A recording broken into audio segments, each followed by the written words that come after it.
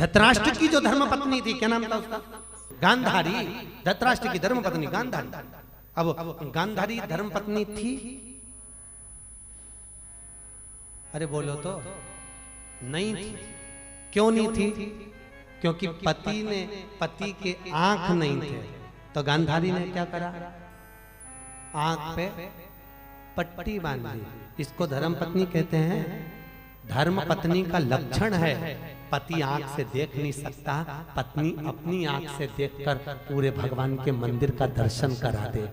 पति हाथ से काम नहीं कर सकता, पत्नी हाथ से काम करके अपने पति की सेवा करे। पति चल नहीं सकता, पत्नी अपने पांव से चलकर उसको धीरे धीरे तीर्थ करा दे। पति सुन नहीं सकता, पत्नी अपने कानों से श्रवण कर कर उसको लिख कर बता दे। ये धर्मपत्नी का लक्षण है। पर मंदोदरी जैसी, गांधारी जैसी दुनिया में ऐसी कहीं नहीं मिलेगी। बड़ी विचित्र थी कि पति अंधा तो ये भी पट्टी बांध के अंधी हो गई कि जैसे तुम तैसे।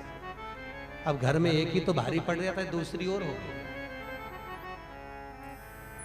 ये गांधारी बड़ी विचित्र। पति से ना बने वो कर्म पत्नी करे। पति बोल नहीं सकता, वो बोल कर समझाए, वो समझाए। सुन नहीं सकता, सुनकर बताए। देख नहीं सकता, नैनों से दर्शन कराए अपने नैनों से। आज भगवान ने ये वाले वस्त्र पहने, आज भगवान ने नीले वस्त्र पहने, आज भगवान ने गुलाबी वस्त्र पहने। ये धर्मपत्नी। पति देख नहीं सकता, वो समझा।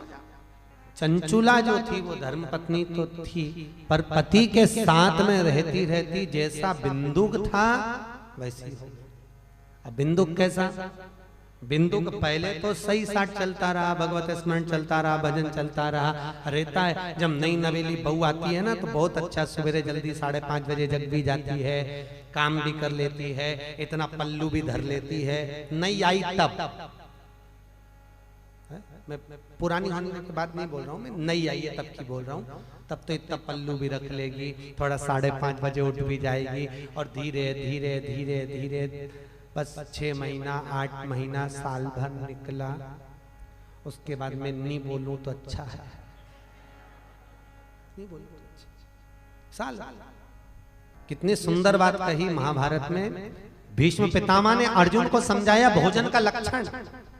4 तरह का भोजन बेकार होता है। कितनी तरह का? महाभारत में लिखा है। भीष्म पितामह अर्जुन को कह रहे हैं 4 तरह का भोजन बेकार। पहले नंबर का, जिस भोजन की थाली में ठोकर लगी हो वो दरिद्रता प्रदान करता है, ठोकर लगा हुआ भोजन। दूसरे नंबर का भोजन, जिस भोजन की थाली को लांग गए हो वो गंदगी के बराबर होता है। भोजन की थाली जिसको लांग गए वो थाली का भोजन गंदगी के बराबर है। तीसरे नंबर का भोजन, जिस भोजन की थाली में बाल पड़ा हो, केश पड़ा हो, वो भ्रष्टा के बराबर होता है, गंदगी। और चौथे नंबर का भोजन, जिस भोजन की थाली में पति और पत्नी एक ही थाली में साथ बैठकर भोजन कर रहे हैं वो मदिरा के बराबर है। किसके बराबर? मदिरा के बराबर। और शास्त्र कह रहा है, भीष्म पितामह ने अर्जुन को महाभारत में समझाया कि जिस भोजन की थाली में पति भोजन कर ले और पति के भोजन करने के बाद में पत्नी भोजन कर ले तो बद्रीनाथ और केदारनाथ के प्रसाद से भी बड़ा महाप्रसाद हो जाता है। महाप्रसाद है वो। पति भोजन कर ले और पत्नी उसी थाली में खाए। और कितनी सुंदर एक बात लिखी है कि अगर बाप, बेटी जब तक कुंवारी है, बेटी अगर कुंवारी है और बाप की थाली में अगर बैठकर भोजन कर रही है तो बाप की कभी अकाल मृत्यु नहीं हो सकती, क्योंकि बेटी काल को हर लेती है। इसलिए हमेशा याद रखो, जब तक घर में बेटियां कुंवारी रहे तब तक वो अपने पापा की थाली में, अपने पिता की थाली में, अपने बाबूजी की थाली में भोजन करें, अपने बापू की थाली में भोजन। बेटी बाप के काल को हर लेती है। 3 है काल हरने वाले, बेटी, गौ और ब्राह्मण। ये काल को हरते हैं। बेटी पहले नंबर पर जो काल को हरने वाली है, दूसरे नंबर पर गौ जो काल को हरती है, और तीसरे नंबर पर ब्राह्मण, ये काल को हर लेते हैं। पर इन तीनों के आने पर घर की भाभियों का मुंह तबेला हो जाता है।